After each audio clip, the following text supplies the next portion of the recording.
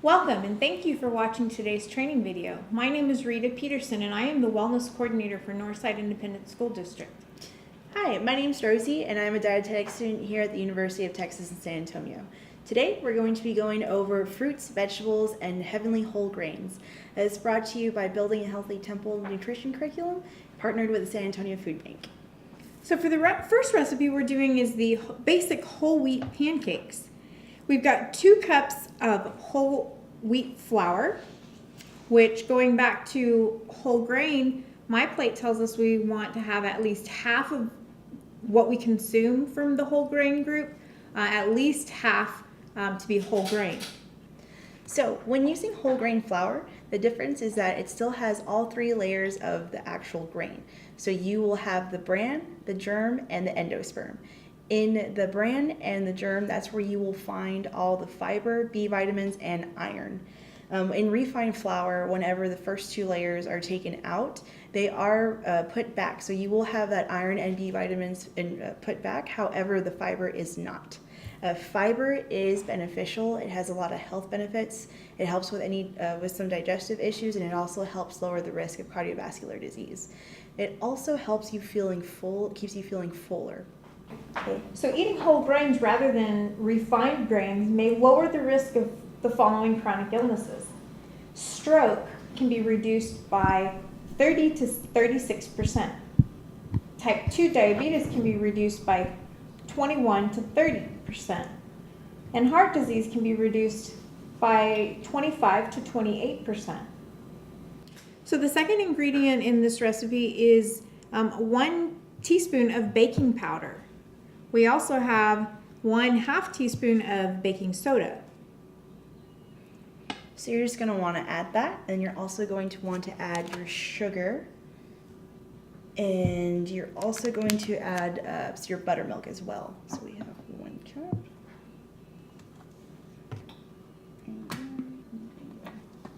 Okay. And for this recipe, we are using low-fat buttermilk. However, if that's something that you don't want to use, you can substitute it for something else. And we do have other substitutions in the curriculum. We're going to use 2 eggs for this recipe. So now after the eggs, we're going to be adding our fruit. Here we're using frozen fruit. However, it's up to you, whatever you prefer. You can use fresh fruit, fresh berries. It's definitely up to you. So one thing about it's important to start adding fruit to your diet. According to my plate, it is important to have approximately 1.5 to 2 cups of fruit servings per day. So whenever you can add it to any of your daily recipes, whether it be like breakfast, lunch, if it's not added into your breakfast, it can be a side, just so you can start consuming more fruit in your diet. Another thing though about using frozen fruit is that whenever it is picked, it's picked at its ripest moment. So when it's frozen, it has the highest level of nutrients. It's also important that when buying frozen fruit to look for items such as saying like no added sugars or anything like that. Another good thing about frozen fruit is that it lasts longer. So Yes. Sometimes you buy a fresh fruit and a lot of times it goes bad before you even get to it. So my family, we use a lot more frozen fruits and vegetables because it's more convenient and more cost effective. I'm missing. Add some vegetable oil. Yes. 2 tablespoons. I got it. The last thing in there is vanilla. All right, there you go. Perfect. So breakfast is definitely one of the most important meals. Actually, in my house, it's the most important meal. It starts your day. It gets you going. For me, it's like your morning coffee. Your breakfast really fuels the brain. A lot of times we are in a hurry and we skip breakfast, but yet it's hard to start moving throughout our day with a belly that's grumbling. So for me, these pancakes are such a great recipe because you can make a good batch of them and then just warm them up on mornings that you are on the go. My daughter is in high school and she is always on the go. So these are really quick and easy that you can just pop them in the microwave and your breakfast is already ready. Sometimes breakfast is one of those things that we skip because we're on the go. Yes, I am very guilty of that. One important thing to know is that the brain actually feeds off of glucose, which is a sugar. It comes from carbohydrates. So whenever you start off, your day with breakfast, you're able to feed your brain and fuel yourself and start your day right. Just like Rita mentioned. Really keeps your metabolism on track too. So we're gonna go ahead and warm our pan and put a little bit of oil on there for our pancakes. This is another one of those recipes that you can always add different fruits. So just like Rosie mentioned about buying your fruits in season and your vegetables in season, this is one that you can throw in blueberries. Maybe if blueberries are more in season, or cranberries right now with fall. That would be a great addition to your pancakes. One of my favorite pancakes is pumpkin pancakes. So throwing in some pumpkin after Halloween. There's so many different things that you can add or take away from this recipe, just like with other recipes. So one reason why we're using vegetable oil as opposed to olive oil is because vegetable oil actually has a higher smoke point. So whenever an oil is exposed to a certain temperature, it changes the molecular formula.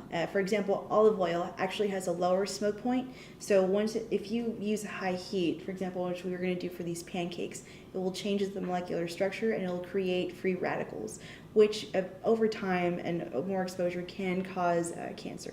One of the things that we left out, and I'm going to leave them out on the first couple, is our walnuts. Yes.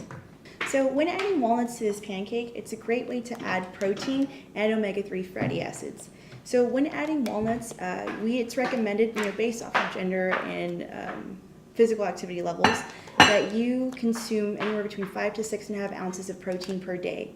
Half an ounce of walnut halves does count as 1 ounce, so it's a good way to get some protein in. In regards to omega-3 fatty acids, they are considered anti-inflammatory.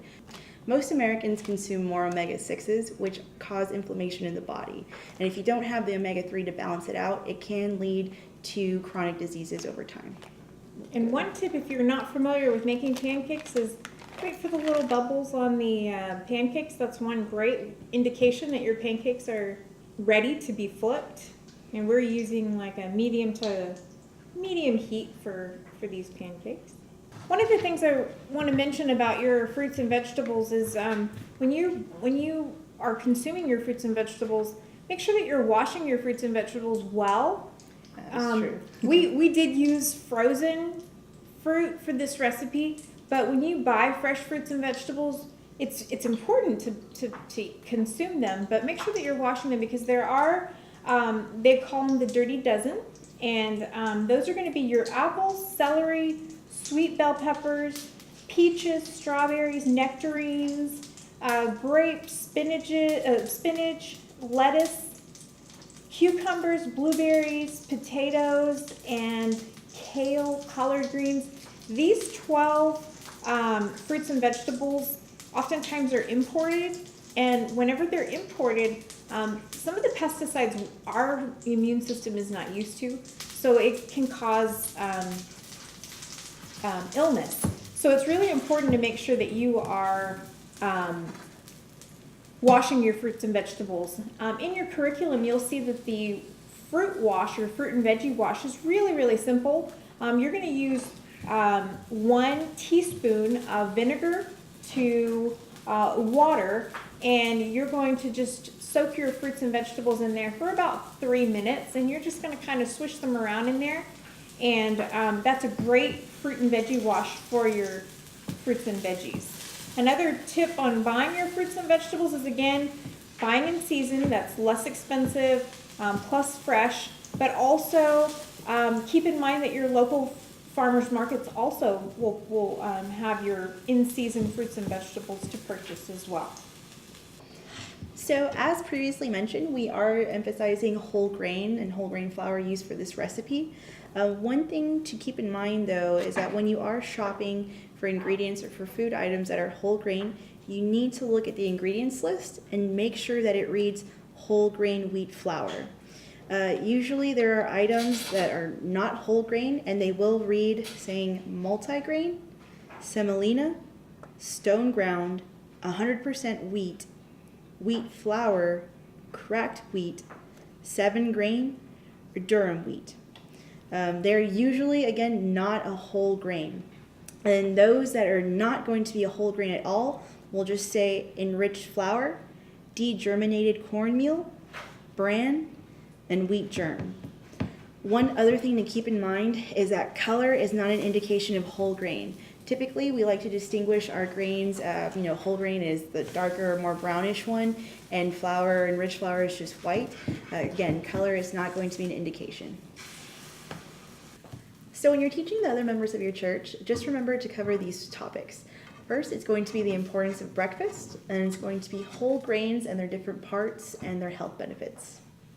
The next one would be making sure that you are touching on fruits and vegetables and when to buy them, when to purchase them, purchasing them at its freshest, and also making sure that you touch on the dirty dozen, which are the fruits and vegetables that all should be washed, but especially those 12 fruits and vegetables. And also food safety and making sure that you are using proper separation techniques, like using a separate cutting board for your fresh fruits and vegetables opposed to your raw meats, and also your cutting ware, using not the same knives and forks for raw meats and then your fresh fruits and vegetables. Thank you for watching this training video.